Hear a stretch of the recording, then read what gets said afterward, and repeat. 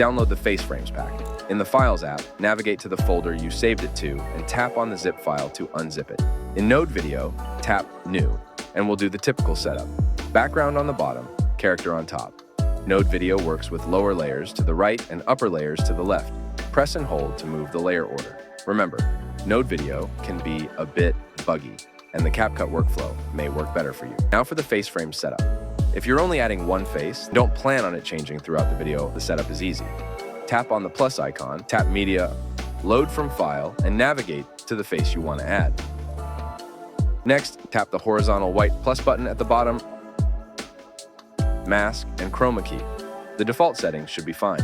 Now tap on the transform layer and pinch and drag your face frame into position. If the face frame you're using is animated, tap the plus icon and navigate to the time remap effect. Tap on the gear icon, tap the expression editor, and paste the following into the code editor.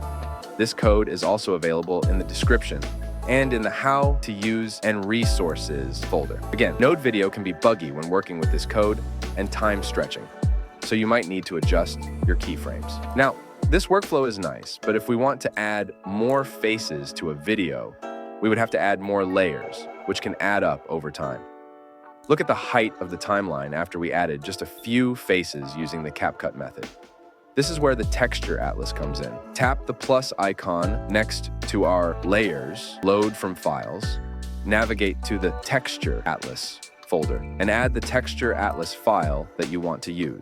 We'll go ahead and use the eyes for now. Add the green screen as shown before. Now we'll add the time remap code. Since this texture contains both static and animated textures, I like to keep it at the top of the stack.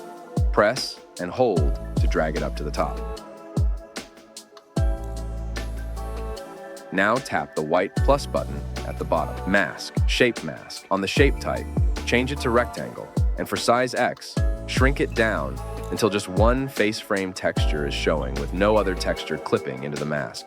I like to just have it in the top left corner. That's why I'm editing the center value to be between the eyes in the top corner. Add the green screen like before. Now press and hold the shape mask property and move it to the top of the layer. Now position the face frame into place.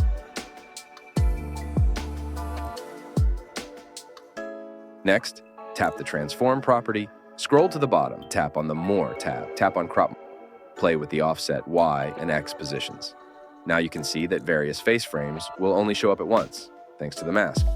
This is nice, but it would be better if we were able to snap the face frames into position so they wouldn't be as slippery, and we can do that with code. Tap the gear icon next to the offset, press the expression editor, and paste the code from the Node Video Offset folder into it. Note that the code you use depends on the aspect ratio of your video, which can be found under the settings of the root node to the left of the layer panel. It should automatically tell you what the aspect ratio is, so according to whatever the aspect ratio is and which texture atlas you're using, copy the appropriate code as needed. I've typed out the code for the most common aspect ratios when working on a phone. I'll always update the code to fit the appropriate face frame atlas it should be linked to, so no coding has to be done on your end.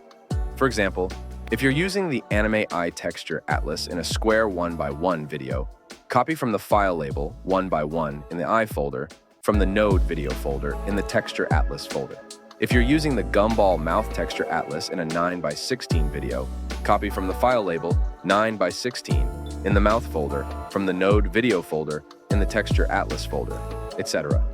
If not, the face frames won't align properly according to the grid. I've noticed a bug where sometimes the texture won't align properly on 16x9 videos, even if you've used the correct aspect ratio code. If that happens, try using 9x16 aspect ratio code instead. If you've pasted in the correct code and the properties are ordered as shown here, you have a texture atlas that snaps each of your faces into place. X controls the direction you're facing, and Y controls the expression. Now we can keyframe the face we want them to have.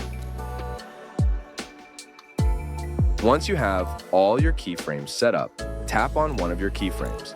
Tap on the graph editor, tap and drag to select all your keyframes, and tap the symbol to the left that looks like a staircase.